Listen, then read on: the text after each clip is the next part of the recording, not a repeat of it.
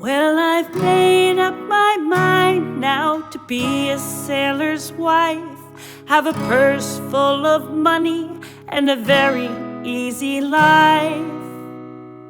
For a clever sailor husband is so seldom at his home that a wife can spend the dollars with a will that's all her own. Welcome to Book Time with Ryan. I'm Ryan, and today I will be talking about Leviathan, The History of Whaling in America by Eric Jay Dolin or Dolin? I'm going to go with Dolin. As you can see, the cover is what I used to base my thumbnail. This is a book that's been on my shelf for a while. It's pretty thick. It's let's see here. It's under 400 pages, but this is what Nathaniel Philbrick says is the best history of American whaling in a generation. I liked it a lot. I already have read, if you're on this channel and you've been here for a while, you probably see there's a lot of whaling stuff, a lot of stuff about whales. That's happened since COVID started. I just really got into whales and whaling, and specifically sperm whales. And if you're going to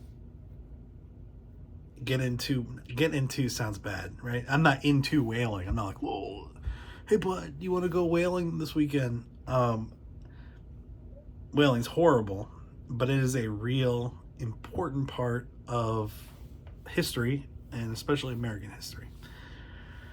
And even more so where I went to college, very important part of history for that part of the country in New England. So, not my first book on whaling, but really great, really great. And I like the way he kind of divides this up. And at the end, Eric talks about the way he was originally going to do this book and the influences he had from people that he talked to and how much further he wanted to go. He starts off the book. The book's in multiple parts, and the parts are kind of based off of phases of whaling in the U.S. And really the beginning of it's before the U.S. existed, and it goes into shore whaling and drift whaling. So initially, people weren't going out in boats to hunt down whales. It wasn't what we think of as the kind of the golden age of whaling, which is really the 1850s, 1800s. In the 15 and 1600s, whales would wash up and people would use them for different parts of the bodies, meat, bones. They didn't really have the means to go out and hunt. They didn't really know what they were hunting for, how to hunt, the behaviors of the whales, but they just would find the carcasses and would try to dispose of them as quickly as they could, because whales decompose pretty quickly, and there's no telling once they drift up on shore, are they fresh, did they beach, or have they been floating around for a while and are pretty disgusting. There's a lot of questions that go along with finding a whale carcass, like who has the rights to that carcass, how do you dispose of it, what are the responsibilities when you find this whale that's washed up. So he goes into that, which is pretty interesting, especially related to some of the early settlements in America. New England, Massachusetts, Plymouth, Long Island, those places, and how each of those areas dealt with the question of what do you do with whale carcass, who has the rights to it, and what were the relationships with the natives who already had kind of an approach to what to do with whales.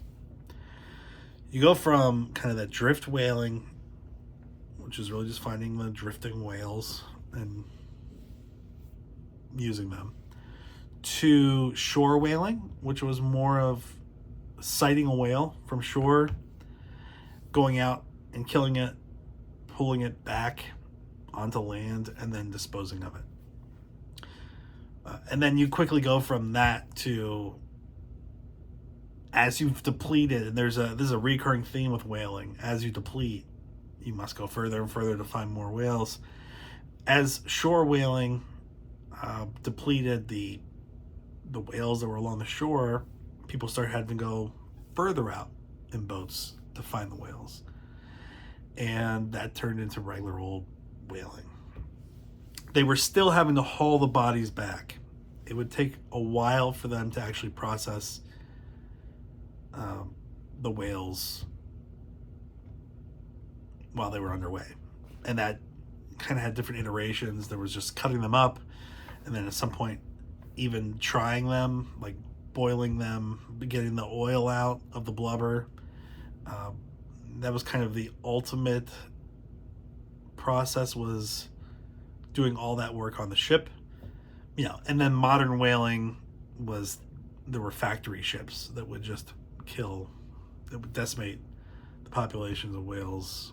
And it was let's say a science. It was pretty bullshit, but they had it down to a very efficient process. And the whaling that's not even really covered in this book has been very, very bad for whales, and hopefully there's a comeback. We're talking Iceland, Norway, Faroe Islands, especially Russia, especially Japan, and some native whaling, but really the big factory ship approach that nations have taken has been really bad. You go from that early whaling to the golden age, and you can't talk about whaling without talking about Moby Dick and Herman Melville, which Herman Melville's got his own playlist on this channel. That's the golden age of whaling, is what you think of when you think of whaling. We go from whalers going after right whales to realizing that sperm whales are very valuable. One, because they have blubber, so you have the oil in the blubber, but you also have the spermaceti organ, the big part of the head, this organ that's really part of the nose, like a third of the body length, is filled with this very interesting oily substance called spermaceti. Spermaceti because they thought it was semen early on. It's not. It's oil. It's a special kind of oil, and it's probably for the echolocation. There are a lot of different theories on what it does, but highly valuable. And the teeth, and what you'll hear a lot when you're talking about whaling is whale bones. They're not harvesting the bones, although there was some of that, especially with the shore whaling. They're not like taking out ribs. Whale bones were baleen. So not sperm whales, but especially at some point, bowhead whales. Baleen was used for different fashion things, corsets, a lot of women fashion things that I don't know. So sorry. We go from golden age of whaling to the decline of whaling, which was pretty rapid.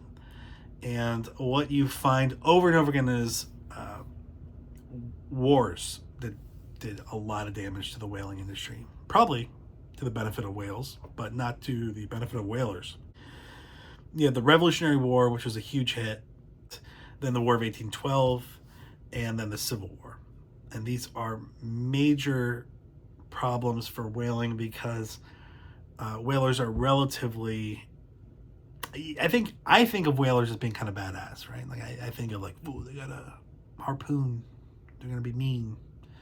They're probably a little salty, and they'll fight you.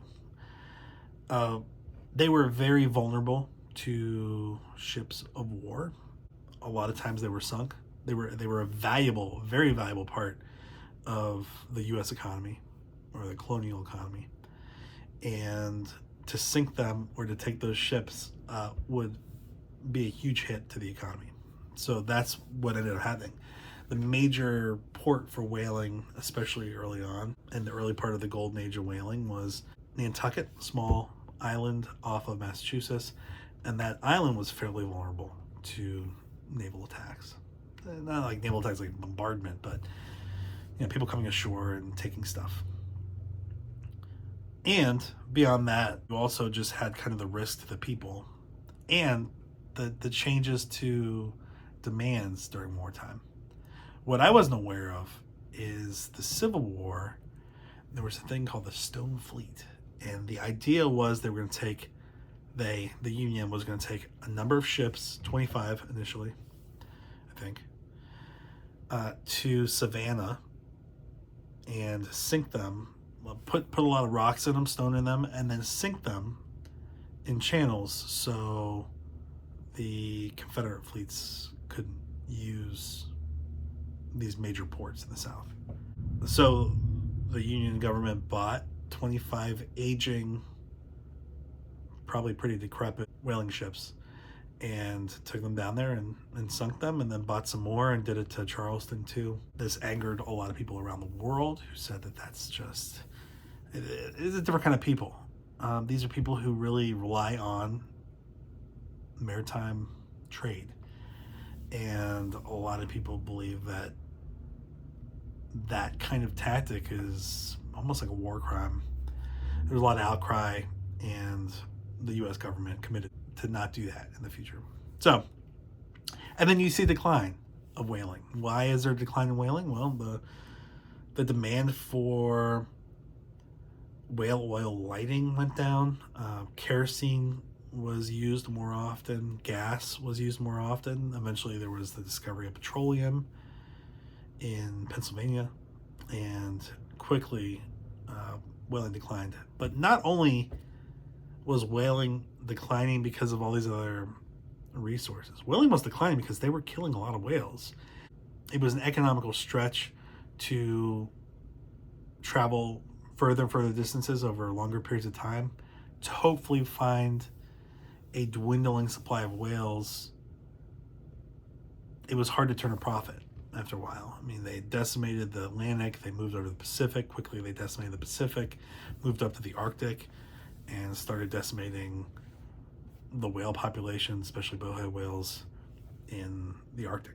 Kind of leave off after, I think we kind of end in the 1920s with this book, with the decline. Because that's really, it still exists in the U.S., but the U.S. really, the heyday when America was the top whaling nation, was really, it coincided with the end of this wooden boat whaling. Now, there was still some whaling. There still is some whaling with native populations, especially in the northern Pacific. But for the most part, it's over. It's illegal.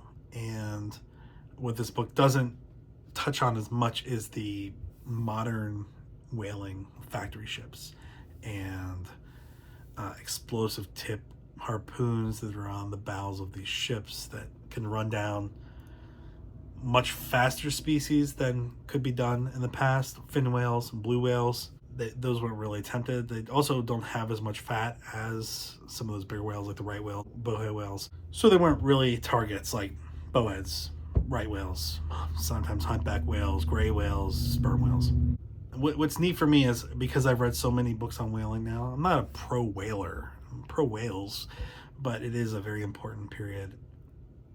Now that I've read so much, it's cool to think about the places I've been before I really jumped into it, like the New Bedford Whaling Museum, Mystic Seaport. I'm gonna show my Moby Dick shirt.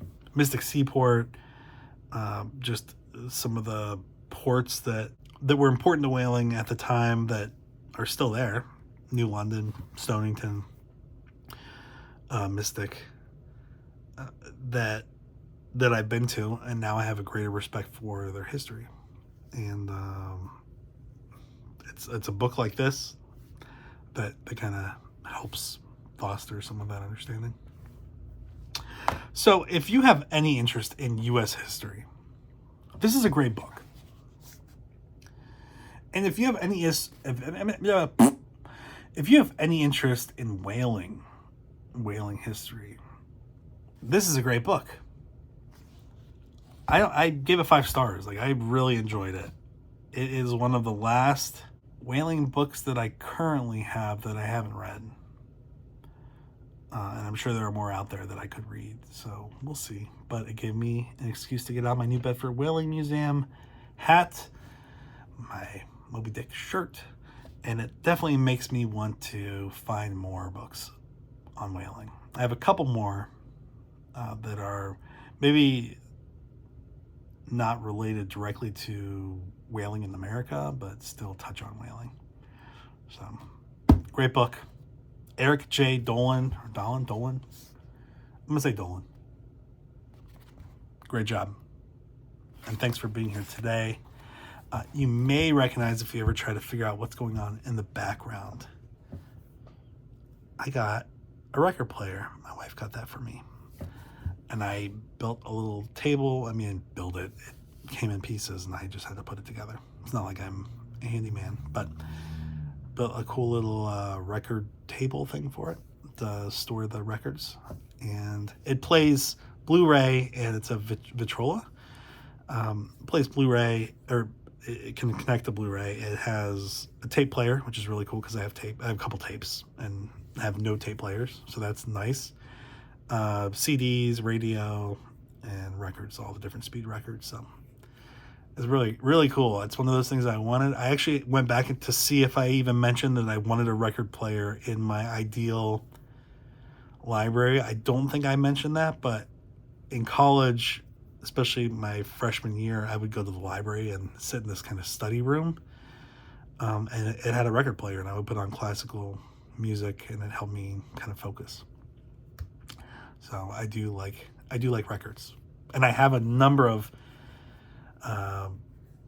records associated with my Sumara collection. So check out that video, and now I can finally listen to them. That's very neat. But that's that right there.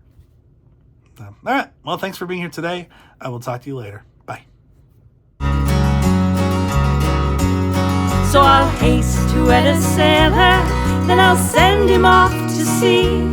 For a life of independence is the pleasant life for me.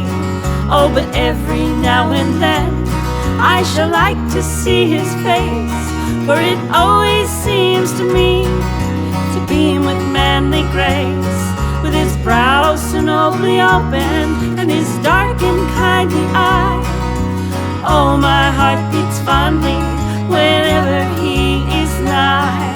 But when he says, goodbye, my love, I'm off across the sea, first I'll cry for his departure, then I'll laugh because I'm